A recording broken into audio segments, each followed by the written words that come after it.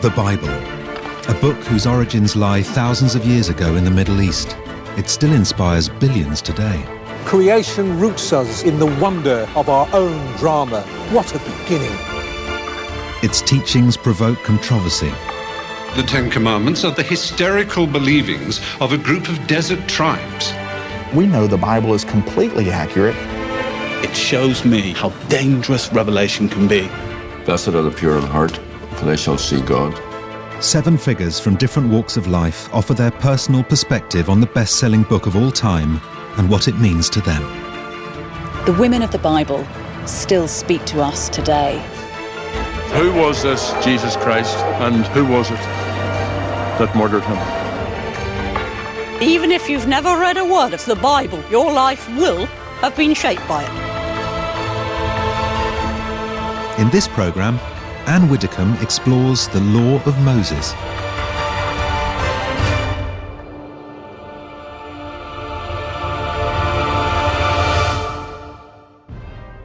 Exodus, the second book of the Bible, is an epic tale.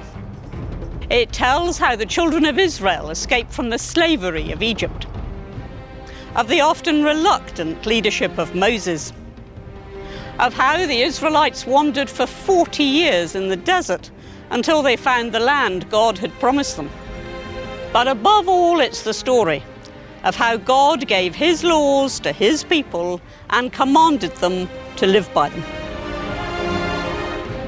The Jewish people had in their hands the commandments which were the beacon of social justice for all eternity. The 10 Commandments God gave to Moses also became the cornerstone of Christianity. The law shows us how to live in the image of God, be generous in the way that God is generous. These laws shaped our society and our lives, and I think they're hugely important, but not everyone agrees. These damn commandments of yours, you say they've made life better, I say they've suppressed and tyrannized and bullied. Dump the Old Testament, start afresh. You're saddled with this savage Judaism. There's actually evil. I don't mind being saddled with the 10 Commandments. I've never made a secret of the fact that I believe in the 10 Commandments. And in this film, I'm going in search of them. I want to find out more about where these laws came from, trace them through our history, and discover how they've shaped our society for over 2 millennia. Why are they so important?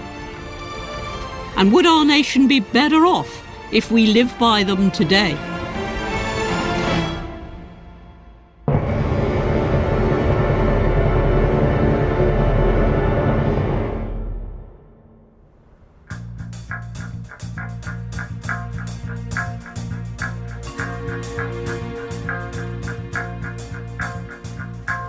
The 10 Commandments. I learnt them as a child, and they've been the moral compass of my life, telling me what was right and what was wrong. And for hundreds of years, the same was true of British society. But in the space of my lifetime, all that has changed. When I look at Britain today, many of us seem better off. We wear designer clothes, go on exotic holidays, and spend our time and money acquiring material things. But scratch the surface, and you find a society in turmoil. Marital breakdown, alcohol and drug abuse, sexual promiscuity, teenage pregnancies, and violent crime. It seems to me that our moral core, our very sense of what is right and wrong, is disappearing.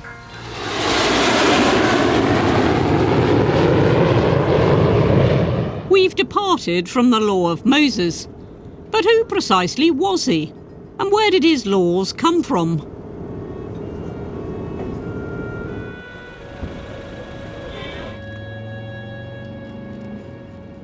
My search for Moses begins here in Egypt, where, according to one theory, he was born in a town called Avaris, more than 1,000 years before Christ.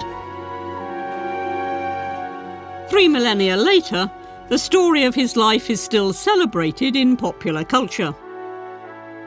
His people, the Israelites, were slaves, and the ruler of Egypt decided to cull their population by drowning all firstborn male babies in the Nile.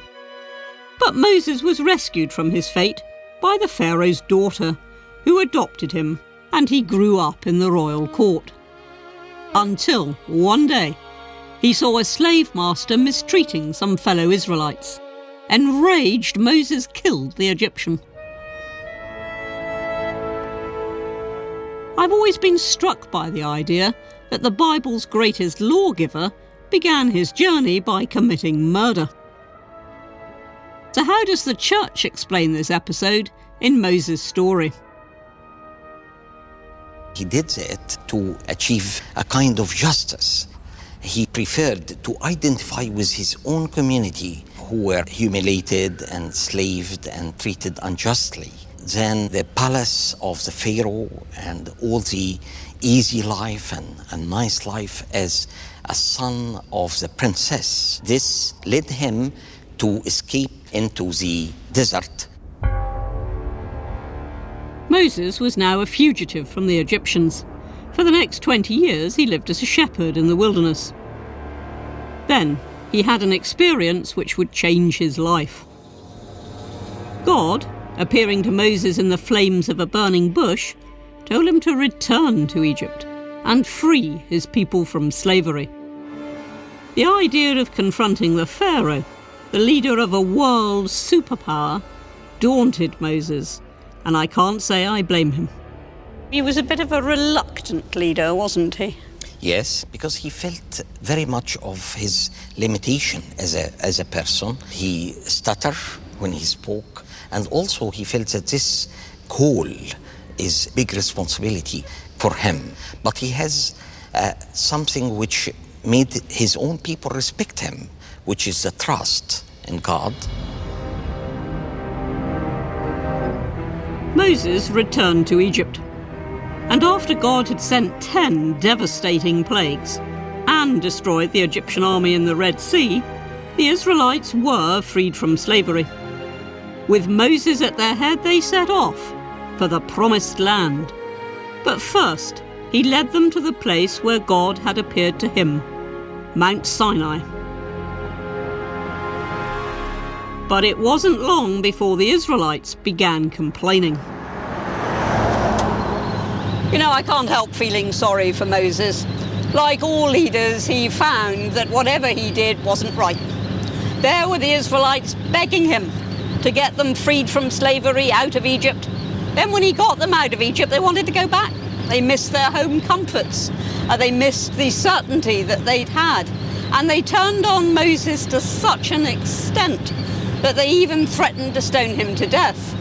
But then Moses came here to Sinai and to a meeting with God that was to change the course of religious history, and I would say the course of history itself.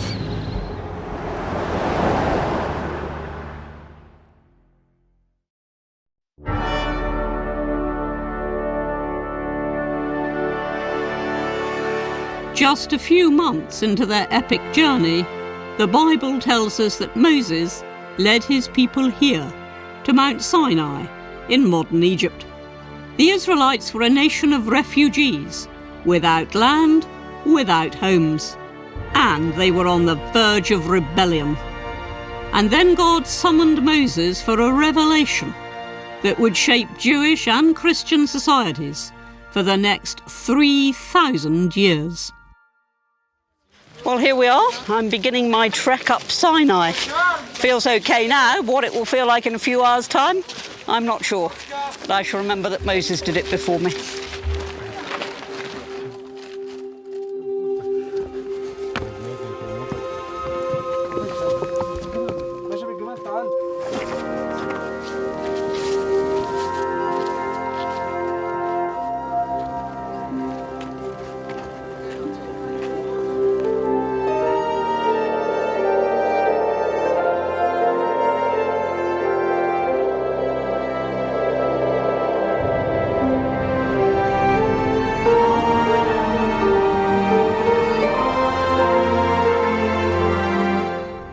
Of course, it's very easy standing here just to be captured by the beauty of it all.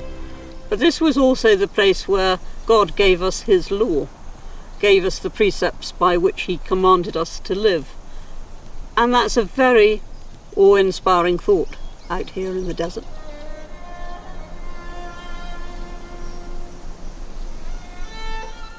The Bible tells us that as part of his revelation, God wrote down his laws on 2 tablets of stone, using his finger to carve these words.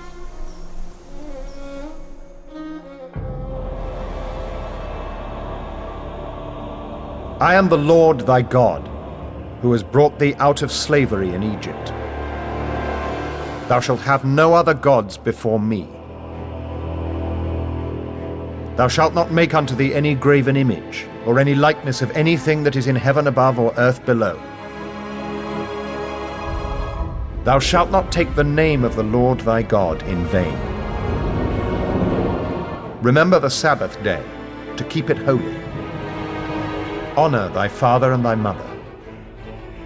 Thou shalt not kill. Thou shalt not commit adultery. Thou shalt not steal. Thou shalt not bear false witness against thy neighbor. Thou shalt not covet thy neighbor's house. Thou shalt not covet thy neighbor's wife. The 10 Commandments were just the beginning. According to the Bible, Moses spent a further 40 days on the top of this mountain, while God instructed him with a total of 613 laws, or in Hebrew, mitzvot, that for Jews cover every aspect of their lives, from not eating pork to how to celebrate the Sabbath. For Christians, however, the 10 Commandments are the key part of the epic encounter between Moses and God on Mount Sinai. At the foot of the mountain is St. Catherine's Monastery, founded in the 6th century AD to venerate that revelation.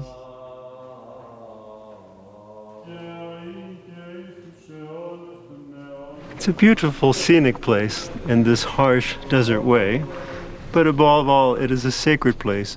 And when you stand in the church that was built in 550, you're overwhelmed by that sense of continuity and the presence of God. St. Catherine's is the place where scholars rediscovered the Codex Sinaiticus, a 4th century Bible and the oldest complete copy of the New Testament. The monastery also has an extraordinary collection of ancient scriptures, including a 10th century Bible.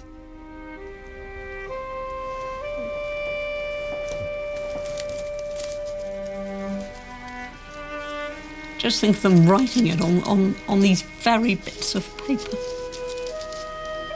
You just see them sitting there doing it. I think there's something special about any book. When you see the paper, the parchment, the ink, this is a way of preserving and conveying the thoughts of another person. But there's something of special significance of manuscripts of the scriptures, because this then becomes a witness to the revelation of God. When Moses received the inspiration of the law, he recorded so that it would be passed down in posterity. And these scrolls, these writings, were taken with the children of Israel when they entered the Promised Land. So he becomes the archetype of writers of the scriptures. So Moses actually wrote the first 5 books of the Bible. The scriptures were written by Moses himself. So tradition tells us that Moses wrote the book of Genesis, which describes the story of the creation, as well as the books called Exodus, Leviticus, Numbers and Deuteronomy, which are both his own biography and give all the detail of God's laws. His words have been read by billions of people, as Jews and Christians travelled from the Middle East to Western Europe and finally across the entire world, taking the Bible with them. But these laws are much more than ancient history. Back home in England, I'm on my way to witness how they govern people's lives to this day. I can see you have the 10 Commandments dominating the scene. Yes, I think most synagogues have those tablets somewhere, but they are not an essential part of a synagogue. What is essential in a synagogue is the Ark, the Holy Ark, based on the Ark of the Covenant that was in the temple, where the Torah, the 5 books of Moses, the first 5 books of the Bible were stored. And I will take out one of the many that we are fortunate to have. And what we actually do is we don't say our prayers, we chant our prayers. And here you can see the 10 Commandments written verse by verse. וידבר אלוקים את כל הדברים האלה לאמור אנוכי השם אלוקיך אשר הוצאתיך מארץ מצרים מבית עבדים לא תישא את שם השם אלוקיך לשווא. So, how important are the 10 Commandments? They are very important. The commandments were the beacon of social justice for all eternity. God chose the Jews not because of their any innate superiority, but because they were chosen to give to the world the commandments and the rule of law. But there are only 10 of 613 commandments. The 10 commandments are basic ones and include as subdivisions the other commandments. Well, I won't put you to the test, but you know them all. I will tell you them all after I've revised for a year. Rabbi Rosenfeld explains to me that these 613 laws, or mitzvah, govern every aspect of Jewish life, from morality to cleanliness and what food they can eat. One of these laws from the book of Exodus tells Jews that they must keep milk and meat separate at all times. Hello. Busy preparing the bread for the Sabbath, and this is the best that we can do in a Jewish kitchen. Well, the first thing that strikes me is you have 2 sinks. Correct. You have 2 ovens. 2 ovens. You have 2 of everything? We have 2 crockery, cutlery, even 2 dishwashers. Now, I have to say... Is that Moses' fault? Basically, it all came from the dietary laws. As a Christian, I try to follow the commandment to keep the Sabbath as a day of rest. But Jews have scores of additional laws which expand on that idea. Can you give us some examples of what you can and can't do? Well, you can't carry outside your private dwelling on the Sabbath. You can't carry? You can't carry. You can't use your car. You can't drive? Can't drive because you can't start the engine. Because the spark is generated, and Torah law, you shall not burn fire on the Sabbath. It all seems to me an incredibly complicated business. You and I have in common the Old Testament. How come that Christians don't have to observe 613 mitzvot? Well, you said we share the Old Testament, but then you went on to the New, which isn't part of our Bible. And you devised a new religion, which you called Christianity. And therefore, the Mosaic laws stopped applying to you the moment that you, in a sense, rejected the Judaism for something else. I know there was a huge debate in the early church about whether followers of Jesus had to obey all the laws of Moses. But I believe from reading the Gospel of St. Matthew that Jesus gave a new interpretation of the law in his famous Sermon on the Mount. But how did Christ change the law? The Sermon on the Mount is Jesus as the second Moses sitting down on the mountain, and he interprets the law and says, what I want is love and the generosity that is needed in obeying the commandments.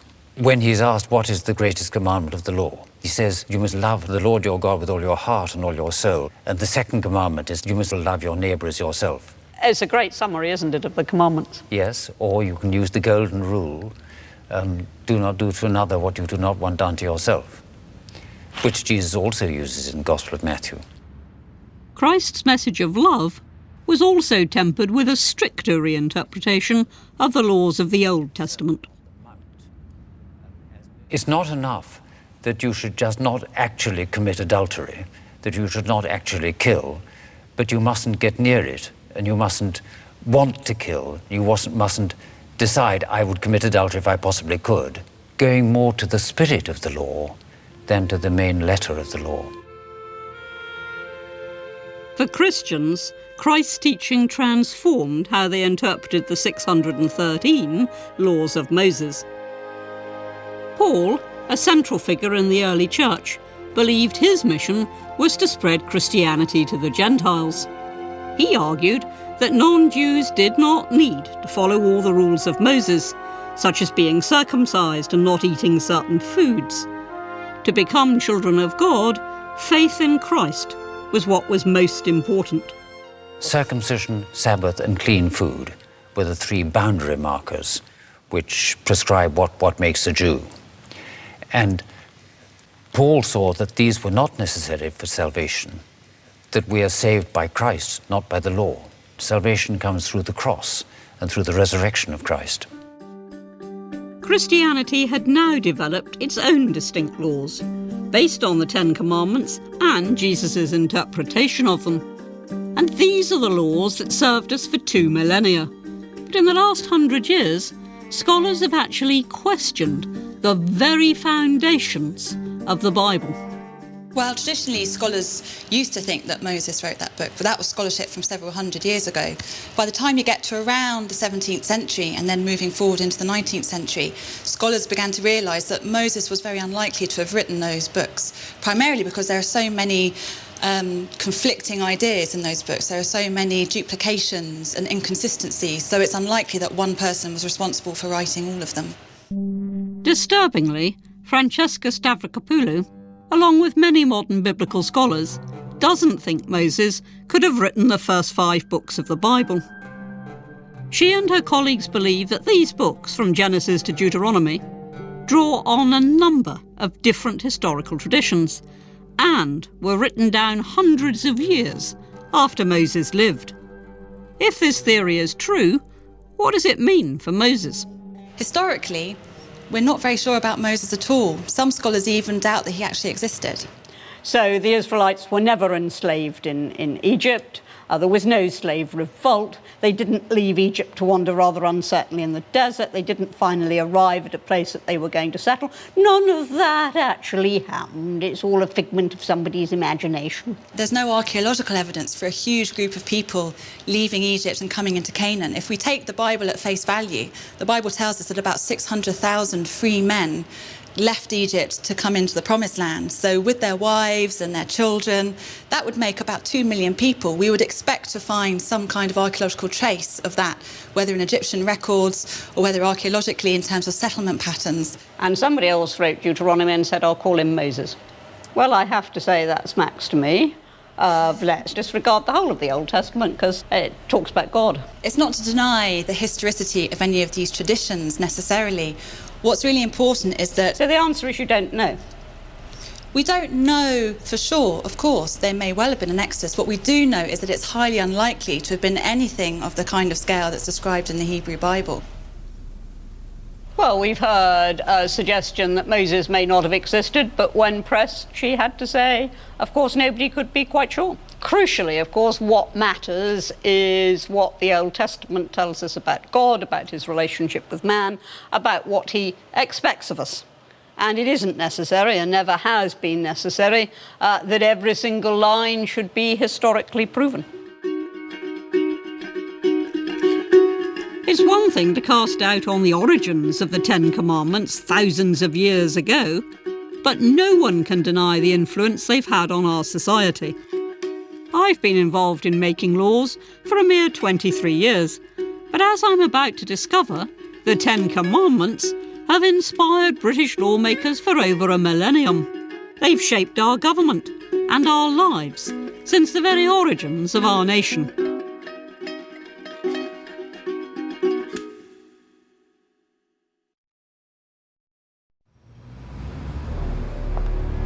"300 years after Christian missionaries from Rome brought the Bible and its laws to England, they were almost wiped out by a wave of Viking invaders. By the 9th century AD, Christian England was on the brink of annihilation, and a young Anglo-Saxon prince fought a desperate campaign to preserve his kingdom. After a series of bloody encounters with the Danes, Alfred, the only English king ever to be called great, defeated them to become, according to some historians, the first king of the English. Alfred didn't just save his kingdom, he founded the English nation. But to secure his rule, he needed to establish law and order. So where did the first king of the English look for his inspiration? To the Bible, of course. He used Moses as his role model to found one of the first, and certainly the most influential, codes of English law.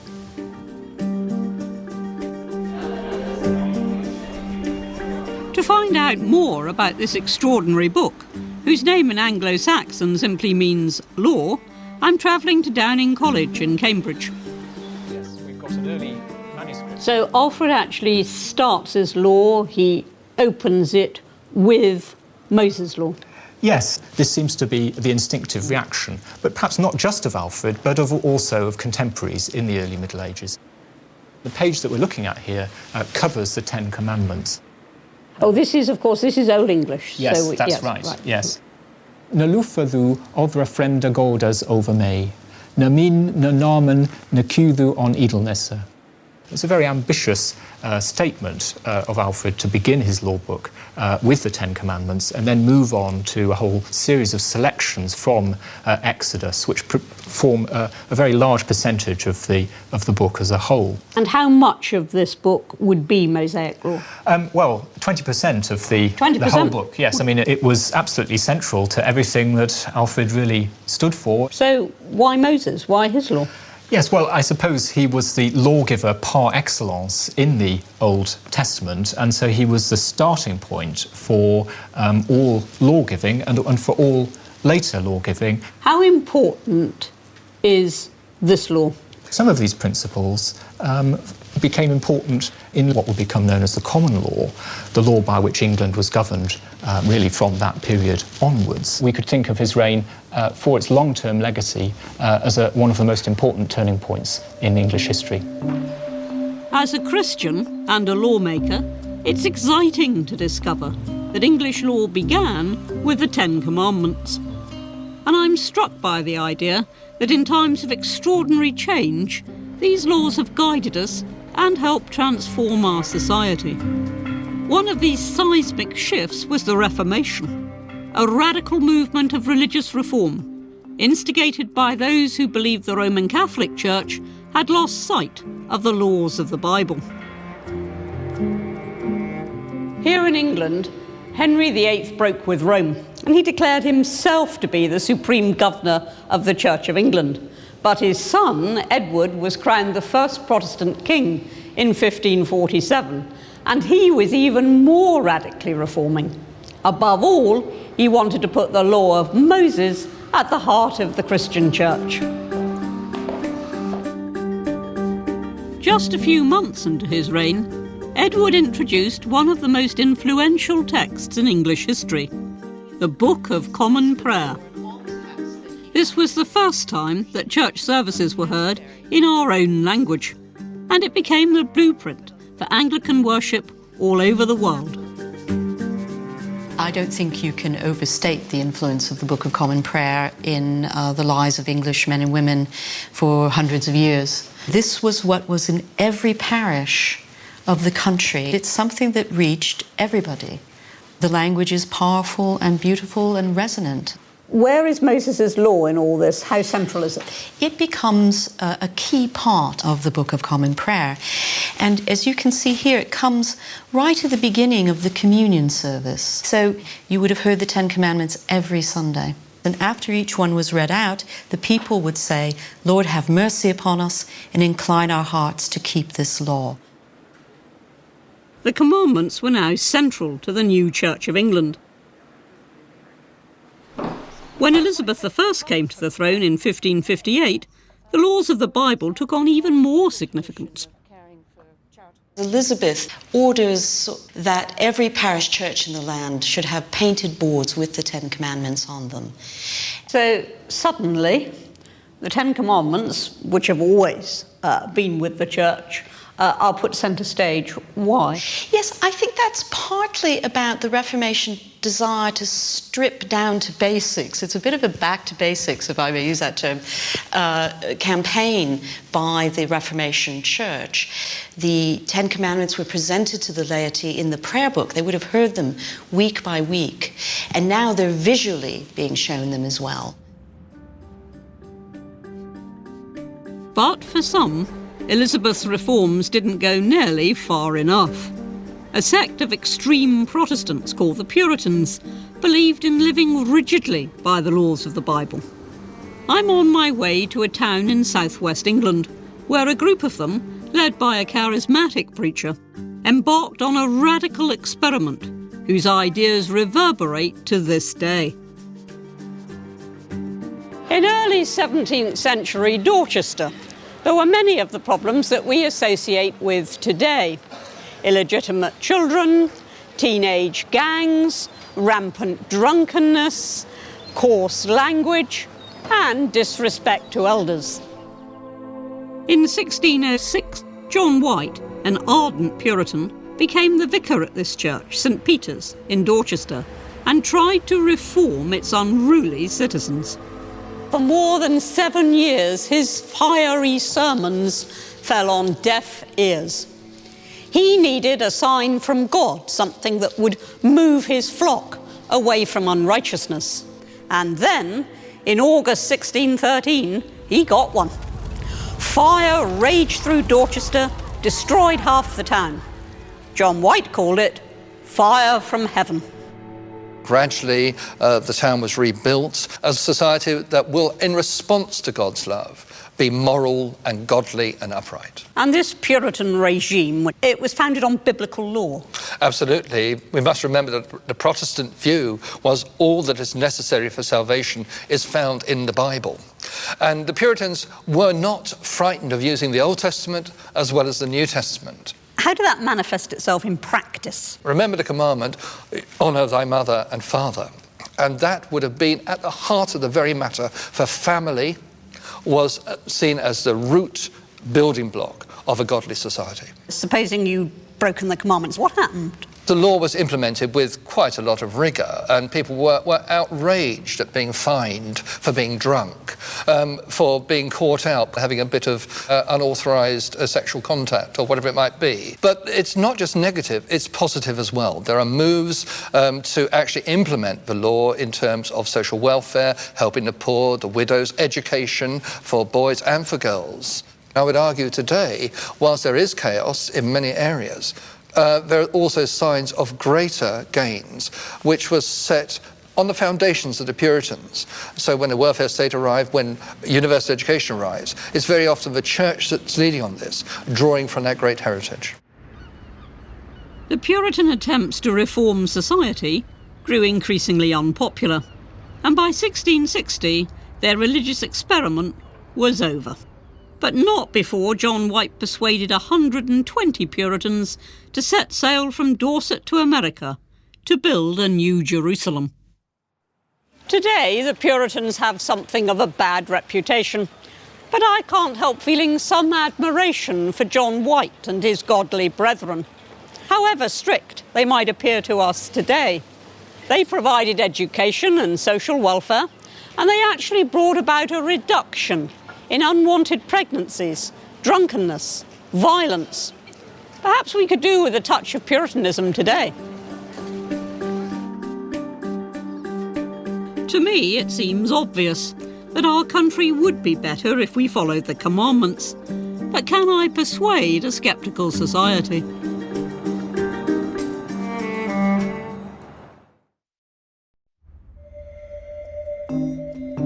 I've always tried to be guided by the Ten Commandments, but in 21st century Britain, trendy skeptics dismiss them as old-fashioned, out of touch. Well, I've never cared that much for fashion, and if the law of Moses has worked for thousands of years, I can't see any reason to change it now. In the last census, 72% of us described ourselves as Christian. But how many people read the Bible and know its laws. Do you read the Bible? Not if I can help it. No? I'm an atheist. No, I do. If I answered honestly, yes. No. Wrong person to ask. Why is that? Why is that? Don't believe in any of it. They're a good record of how one should live. And I think it's, if there's more people that live that way, we'd be a much, much better country. I think they're a good code to live by. Imagine if we didn't have any rules, what sort of society would we be? I think it's a novel. I don't think that people should base their lives around it necessarily. I wish I did believe, because I think it would help. If we didn't have them, you'd find that society would crumble, which is probably what it's doing today. Throughout modern Britain, the voice of secularism is growing more and more strident. In this debate, I'm arguing against two of Britain's leading atheists that my religion, Roman Catholicism, is a force for good. How can this church say it has any moral superiority? It has difficulty catching up to what ordinary people regard as common moral and ethical sense. It is the only owner of the truth for the billions that it likes to boast about, because those billions are uneducated and poor, as again it likes to boast about. But they are the ones it can tell and bully and domineer. A world without the Catholic Church would be poorer, would be more hopeless, and would be a worse place in which to live. Sadly, a majority of the audience agreed with my opponents. After the debate, I caught up with them to try and find out exactly what enrages them about the Bible and the Ten Commandments. Christopher Hitchens, how would you sum up the impact of the Ten Commandments? As an appeal to give your allegiance to a totalitarian authority. It's a document of a very aggressive and cruel tribe and religion. And it shows. Honour thy parents is that? No, but obvious things like this code are common to all human morality, and I would say innate, and that a religion gets its morality from humans and not the other way around. As our interview came to a close, Christopher gave his views on the story of Moses. But you know, it was Marcion, I think, of the early church fathers, who said, dump the Old Testament, start afresh. Marcion was the cleverest Christian there ever was. Yeah, You're saddled with this savage Judaism. There's actually evil. I don't mind being saddled with the Ten Commandments. Read the next chapters. They're going to be. They are ordered. They're ordered in the next chapter to massacre and slaughter and enslave people. It's wicked. It's really awful, and they give it to children. It's disgraceful. 3,000 years ago. Really yeah. terrible. And we won't let it happen. 3,000 years ago. Yeah, quite. All right. Bye now. The Ten Commandments have underpinned Western law for centuries, indeed for millennia. What's wrong with that? Well, what's wrong with it is it isn't true, of course. The fact is, anybody, Socrates, for example, Plato, his recorder, anybody who is interested in virtue, justice, truth, the right thing to do, is going to examine what is at the heart of good human behaviour. They took a code of morals which simply said, you honour God, you honour your parents, you don't steal, you don't kill, you remain faithful in marriage. You're not mentioning the silly ones, are you? No, I'm going right through the 10. Right, OK, let's go for the covetousness then. It's number 10. All right. Sorry, that's very rude. That is number 10. OK, right. What exactly is wrong with those code of morals? There's nothing wrong with those particular commandments, if you call them, but let's look at what they don't do. They don't stop slavery. There's no mention of it, and they kept slaves.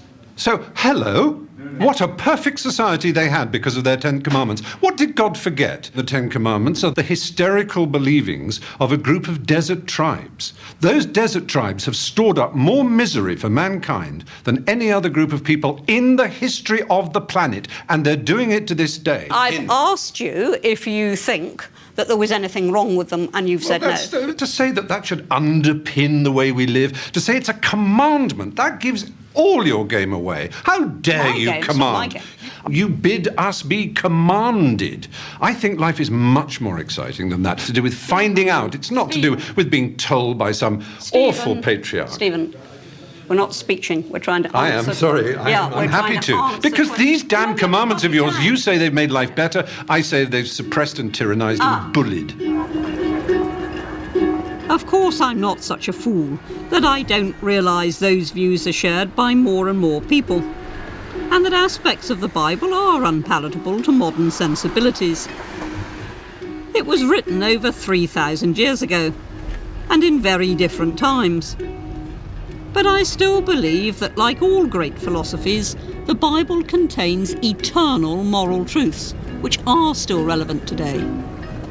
Don't lie, don't steal, be faithful, honour thy father and thy mother.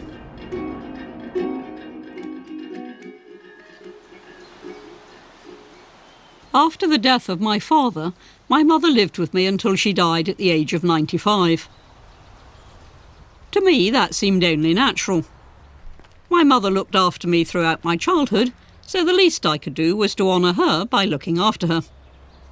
But I was amazed by how many people asked me, "Well, how can you cope living with your mother?" This is a subject that fills me with rage and frustration. We're passing on a completely callous message to the next generation, which it's absorbing all too quickly. Is it so surprising that we now have so many teenagers with no respect for their parents at all?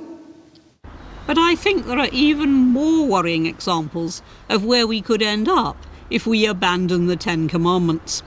To me, the most important commandment is, "Thou shalt not kill." It's one of the most fundamental principles of my religion, that human life is sacred. It goes right to the core of any civilized society. Yet, incredibly, we're now talking about legalizing killing.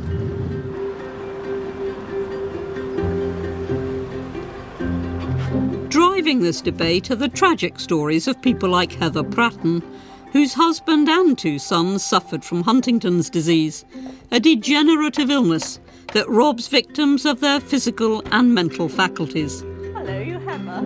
I'm Anne Willicombe. Her middle son, Nigel, was in his early 30s when he realised he had the terminal disease. From when we first found out about the disease, his stand was always he would never endure the final years. And he said to me, "I've got the best birthday present ever. My friends have got me this heroin." And I didn't really argue with it because I thought of all the options he had, that was a nicer way of going.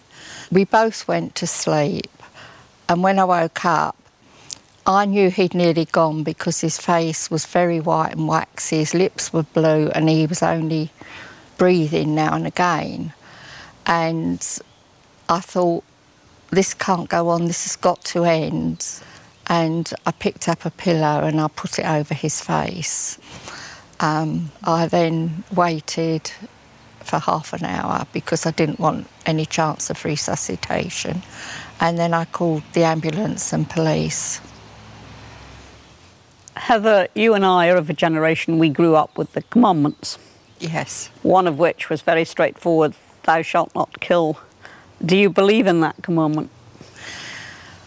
I do believe in it, but in an ideal world nobody would kill. But I do recognise there are circumstances when people do not want to live, if they are in continual pain, if they have terminal diseases. Heather was tried for murder and was eventually given a 1-year conditional discharge for aiding and abetting suicide.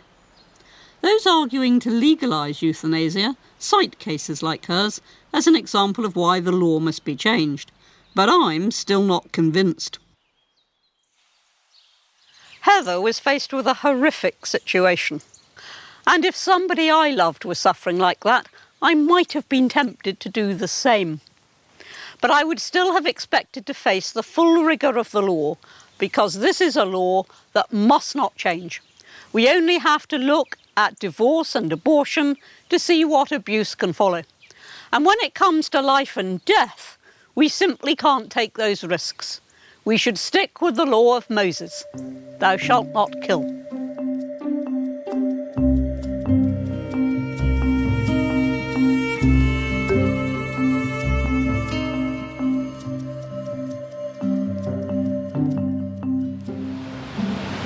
The last commandment deals with our thoughts. Thou shalt not covet thy neighbour's wife, thou shalt not covet thy neighbour's goods. It's a sophisticated concept, and one that gives the lie to any claim that the commandments are old-fashioned or crude. People are now gripped by covetousness, desperate to acquire a bigger house, the latest phone, designer clothes. Personal borrowing has soared to historic highs. Every day, our nation pays £182 million in interest, and every 4 minutes, one of us is declared bankrupt or becomes insolvent. We live in a society where self-restraint is considered unhealthy and repressive. The last of the Ten Commandments is "Thou shalt not covet." It's telling us not to indulge envious thoughts. Good commandment, isn't it? I don't think that you can make a law that tells you what to think and what not to think. And basically saying "thou shalt not covet" is an attempt to control people's thinking, which is impossible and unrealistic and unfair. In general, covetousness is normal and healthy and helps us survive as human beings. There's nothing wrong with desiring things that are pleasurable and not necessarily There's everything wrong with being driven by that. We're absolutely immersed in debt, particularly in this country. Debt is because people want, and they want what they can't afford. You can't control what comes in your head. You can control whether you develop those thoughts. I think that the thoughts would be far less likely to overwhelm you and consume you if you just allowed the thought to be there and didn't try to control it. I have to say at the moment, Abigail, I think that's just rot. We've lost power. We cannot say, "No, I can do without that." I realise that some of my ideas may sit uncomfortably in 21st century Britain. But for me, Moses' revelation on a mountain 3,000 years ago still resonates today. For the Jews, it transformed a tribe of slaves into a nation. For Christians, Jesus revealed the spirit of the law and taught us how to live. Secular academics may question the origins of Moses' laws, but whether we like it or not, they are part of our moral DNA. For centuries, we've read and recited them. They've adorned our churches and shown us how to build a better society. Today, these laws are attacked by the new secular orthodoxy, but for me, their eternal truth remains.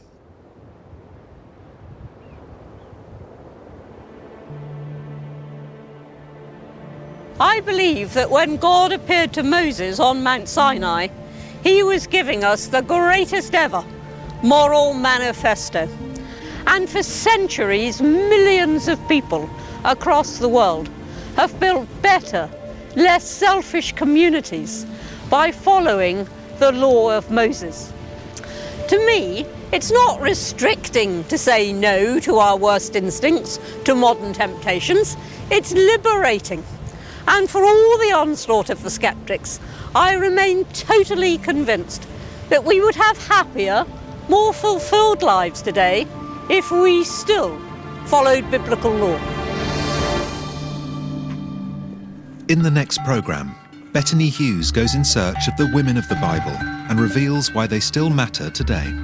Bathsheba's brazen nakedness reminds us of the problem of Eve's natural nakedness, and so nakedness is a really hot topic right the way through the Bible.